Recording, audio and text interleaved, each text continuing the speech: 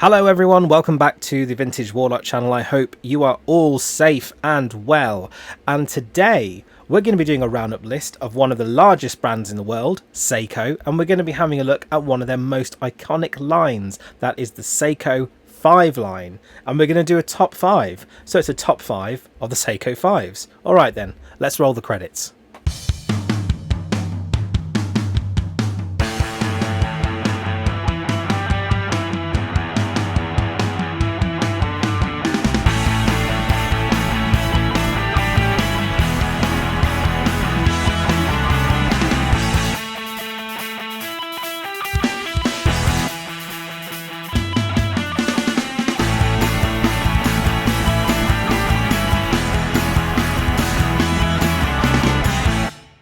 So, bit of a disclaimer before we dive on in today. All these watches that are going to be featured in the review are my opinion. Just because they're my top 5 doesn't mean they are everyone's top 5. Everyone has different tastes and different likings. This is just my top 5, the top 5 that I would choose. Also, I am an affiliate of both Amazon and eBay, and there will be links in the description to all of these watches should you want to pick them up at either Amazon or eBay. As we all know, affiliate links do not cost you any more whatsoever. However, what it does do is give me a slice of the profit, which goes directly back into the channel. It helps me film more videos, buy more watches, and ultimately try and create more content for you guys. Alright, so let's get started.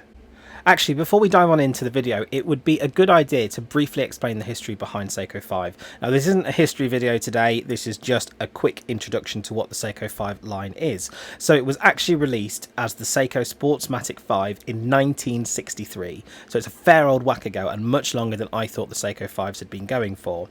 It was a novel, rational design, and the watch was meant to be practical and have the following functions: 3 hands, day date, self-winding, and water resistance.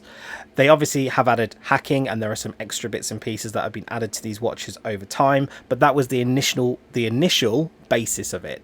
So let's go back into the roundup list and let's have a look at these Seiko 5s. So coming in at number 5, we have the SRPD. Now, this watch is considered to be the flagship of the Seiko 5 brand. It comes in so many different colorways, so many different features on it. You've got limited editions, you've got it on leather straps, you've got it on bracelets, you've got it on milled clasps, and you've also got different versions from, I think it's suits all the way through to streets. But let me talk you through the specifications that you're going to be getting by and large with most of these watches. So first of all, you've got Hardlex crystal across the top. That will be a surprise to absolutely no one. You've got 42mm in diameter, 13mm case thickness, 100 meters of water resistance, and a 22mm lug width. For my money, the one that I would potentially go for with a Seiko 5 SRPD would either be one of the bracelet options, or alternatively, I would go for a version with the milled clasp. But if you're into Seiko 5s and you want to get a diver's style watch, then you can't go much wrong with this one. It retails for between 150 to 250 pounds, depending on which version you're getting, if you're getting limited editions or whatever else it might be. Now, the SRPD may not be to everyone's liking, especially those people who are die-hard SKX fans. The SKX has an outdated movement. The 4R35 has a better updated movement. It also has Hardlex crystal over the top, which is exactly the same. The only thing that the Seiko 5 doesn't have, which the SKX series has, is a 200 meter water resistance rating. That is what I would consider to be the minimum for a dive watch. As such, this is a diver's style watch. It is not a diver's watch. If that puts you off, then you'll need to have a look at some of the others that I've got coming up on this list. In at number 4 on this list, we have Seiko 5's take on a Flieger, and we've got, this is a relatively new release. It is the Seiko 5 SRPH, and I really like the one that is all black as usual with the color match date wheel, but I also like some of the other versions as well, including a green version which I've seen, which I think is pretty good. This watch comes on a Milanese strap. It is a little more in proportion to as opposed to the diver's watch, but you would expect that with the type of watch this is. Now, this case diameter is 39 to 40 mil. Now, I've seen some places call it 39 mil, some places call it 40 mil. On this listing that I've seen on Amazon, it is 39.38 mil. So I think we're cutting it right in the middle. Thickness is 13.22 millimeters.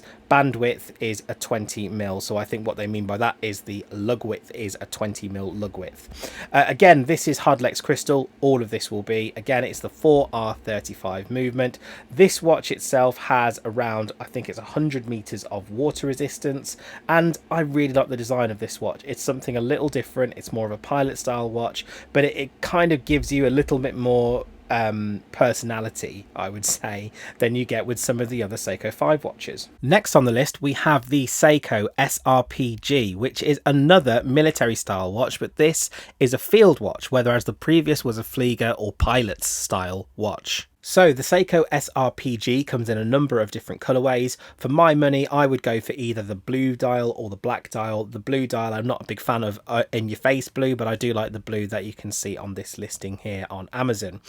It has 100 meters of water resistance, which makes it, again, suitable as an everyday watch. It is slightly more brushed and a bit more utilitarian. It is the second of the military watches on this list, as I mentioned before. It is powered again by the 4R35 series of watches. Again, Hardlex over the face of the watch. Case diameter is 39 mil.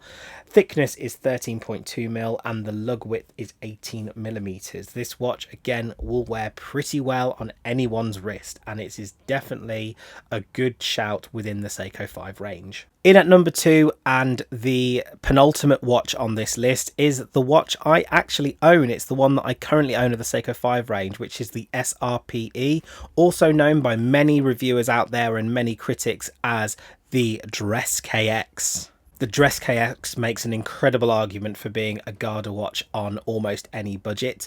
You can get this in a number of different colorways. I've picked up the gilt dial version because I believe that is one of the smartest and the nicest versions, but you've got a couple of different ones as well. You've got grey, you've got black, you've got blue, and you've got some good two-tone ones as well, including a rose gold and a in-your-face 70s stock market broker gold as well. The case size is 40 mil in diameter.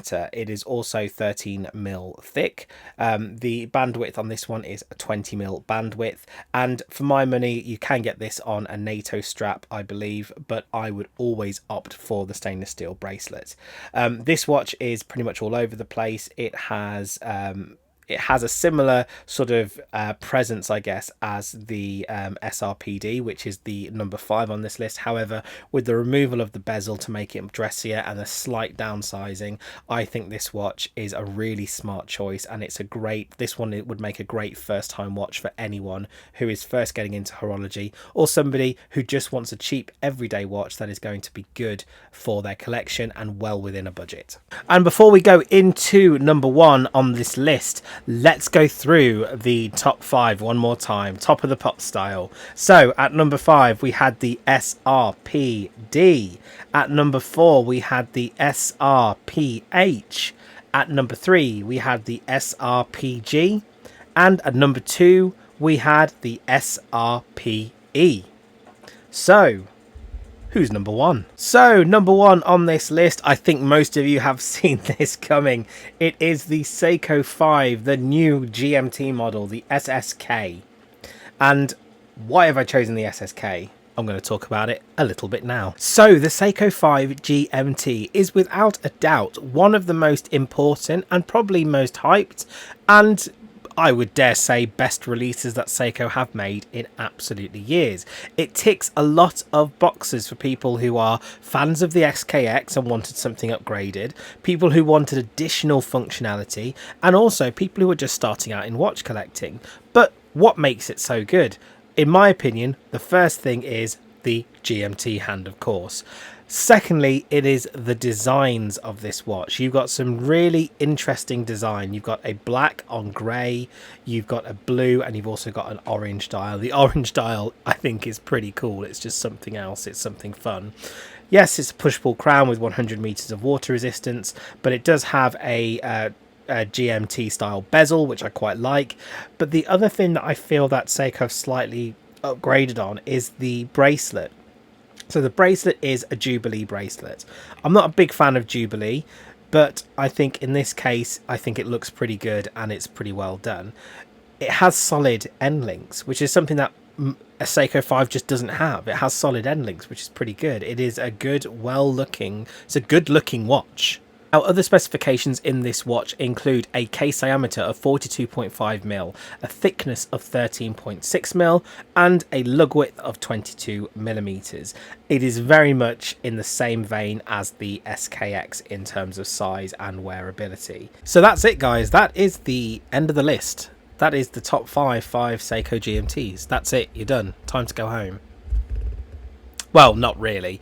As you all know, with all of my roundup lists, I always have honourable mentions because I just can't quite decide what I like and what I don't like. And I also like to overstuff these lists to within an inch of its life. So I have 2 honourable mentions today. And let's have a look at them now, shall we? I've chosen these 2 honourable mentions because they are divers style watches. There are plenty of watches within the Seiko 5 range that aren't divers style watches or aren't diving watches. But these are the most popular that you can get are diving style watches. And as a result of that, I'm going to have a look at these ones because these are the ones that you guys, as the audience, are probably going to be most interested in. So why would I not do that? Anyway, let's have a look at the first honourable mention on this list. First honourable mention on this list is the Seiko 5 SKZ. And I think the full reference number for this one is SKZ211K1. It is a very interesting looking watch. It looks a little bit like a cross between an SKX and a Yema Superman almost. It's not quite, but you can sort of see it, can't you? This is a diver style watch. Yes, it has a countdown bezel on the dial. On the bezel, sorry. On the dial, it is more of an Explorer style vibe. Not the Explorers in Rolex Explorer, just an Explorers type vibe with north, east, south and west. Everything is in big numerals. It is very clear, very legible. Only downside to this watch really is that it is the 7S26 movement, which is the old one, so you got to do the old Seiko shuffle to give it some life.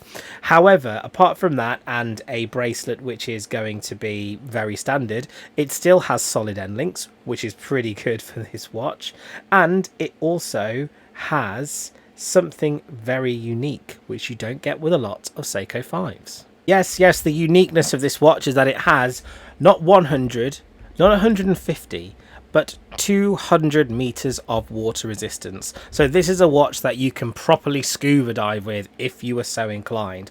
Other than that, the specifications do make this one a bit of a big boy. It is a 45mm case, which is pretty big. It'll be the biggest watch by far if it were in my collection.